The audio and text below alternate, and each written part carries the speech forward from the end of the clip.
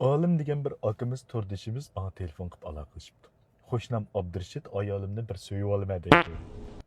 Bu dilo mening kallamni irmash-chirmash qilyapti-da. Men qoznog'im bo'lgandan bu diloga aralashmasam bo'lmaydi. Sening qo'shnim Abdurshidga sening ayolingni so'yib olmoqchi bo'ldi. Bishim qiyib ketdi. Men sizlardan taklif fikr olmoqchi. Bu diloga qanday qarashdasizlar? Shuning bilan bularning qishig'i borgandan keyin olimkam nim buldun aka desem. Men o'yilda o'tiratdim. O'rindiq sunib ketgan, shuni o'shab o'tirsam, ayolim kirdi, adan kirdi. Darvoz deganda taraq-taraq qiyomat chiqdi. Olim, Abdurshid. Yo'y nim buldun, ustki ketding, nim bo'lib ketding. Choshlar degan chonga, fitiya, to'pa qalaymi qanday kiyim kechak. Kallamga kepil debka. Abdurshid meni ayolimga chaqilmoqchi bo'ldi. Yugurib talaga chiqsam Abdurshid turdi. Birib geldim. Ay pallak bunu ağız burun kapak urib ximik çatlap devettim. Kopanmaslık evettim qarayadi. Ağaç qo'shni qo'limdan ajratdi. Hey olim to'xta. Ishning tegi tekdi meyadim meyekaycha. Ayoling sutni ko'tarib oyoqdan kiyotdi. Ishga lolmish bu ayolingga etildi. Qo'rqib ketgan ayoling eriqi dumchdi. Şunu ula Abdurshid qahirman qo'shdan yugurib berib tosh kesak kaltak to'qmoq bilan urib ishkil olmishni ketkizib ayolingni qutuldirib oldi. Ayoling qo'rqib ketib o'ylig'i yugurib ketdi. Ayolim asli Abdurshid meni qutuldirib olmoqchi demoqchi ekan-to'q. Keyingi gapni dalanmay Abdurshid deb turibdi lamzalli xotin.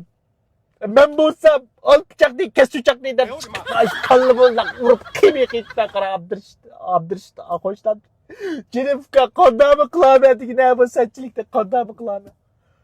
Shu nima qilgan seni ayolingni so'yilib bu nim munosib bo'ldi. U deydi meni nim deb urding deydi. Seni xotinni so'yvaga o'xshaydi dedim. Desam men senin xotiningni tek so'ymasam, nim deb ursam, men senin xotiningni qutuldirib oldim deydi. Rahmat adash, xopimog'i desam, yo'q, men harom tayoqni yandim bika-bika. Sening maqsading mening ayolimni so'yvaganliging uchun seni urdim deding. Shuning uchun men sening ayolingni so'yvasam, anandiki mening tayoq yeginim to'g'ri bo'ldi. To'g'rimi xatomi deydi. To'g'ri dedim. Shuning uchun sening ayolingni men so'yman deydi. Bu qanday gap bo'lib ketdi, fikr deydi. Kallam yetmedi tordaşlar. Bu senin ayolun tayak ya soyuva mı diye Abdurshidkan? Yok soymedi. Abdurshidkan deydi. Senin ayolunu ben qutuldirib oldim. To'g'ri. Qutuldirib olsam sen chiqib meni urding. To'g'ri. Nima sen turgandan olimka?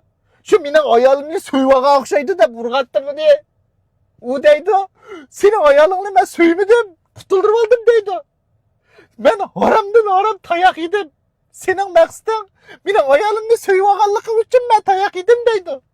Shuning uchun men sening ayolingni hozir so'yib olsam, anandiki meni tayoq yeginim to'g'ri bo'ladi deydi. So'yib olmaydi mening ayolimni. Qanday qilaman dedim uka. Uyu, kallam qiyib ketdi-da. Bir adamda bu senin ayolingni qanday qilsa olimka bu faqat bilmaydi.